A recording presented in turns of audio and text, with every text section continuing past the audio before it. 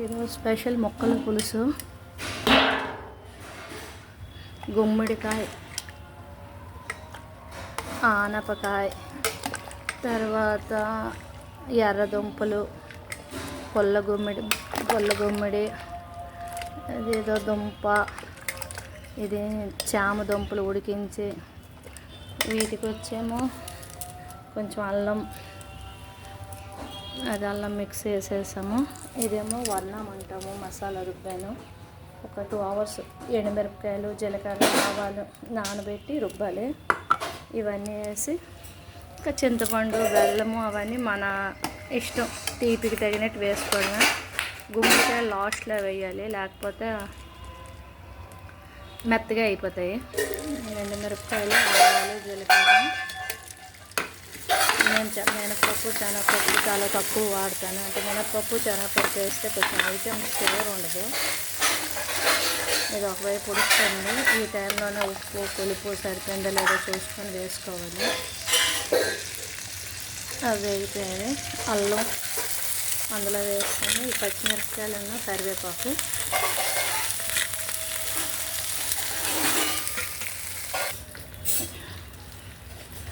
ఈ రుబ్బిన మసాలా వేస్తాం. ముక్కలన్నీ ఉడికిపోయిన తర్వాత దీన్ని మేము వర్ణాము అంటాము. పోపు మాడిపోతుంది, ఇంకా కొంచెం నీళ్ళు వేసాను.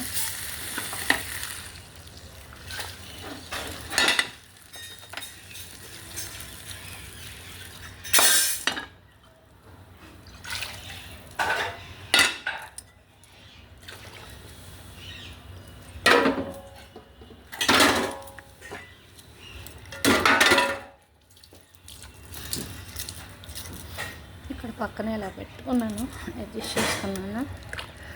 ఇంక ఇది ఉడికిన తర్వాత దీనికి ఉప్పు అన్నీ చూసుకొని వేయాలి. పులుసు రెడీ అయిపోయింది, అన్నీ వేస్తాము. ఉడికిపోతే తినేది.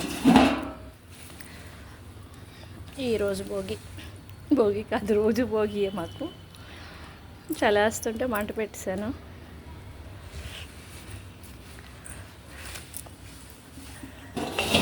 పులుసు ఉడికిపోతుంది. ఆవిరి బట్టి ఏం కనిపించట్లేదు, మంచి వాసన వస్తుంది. కుక్కర్ పెట్టాము.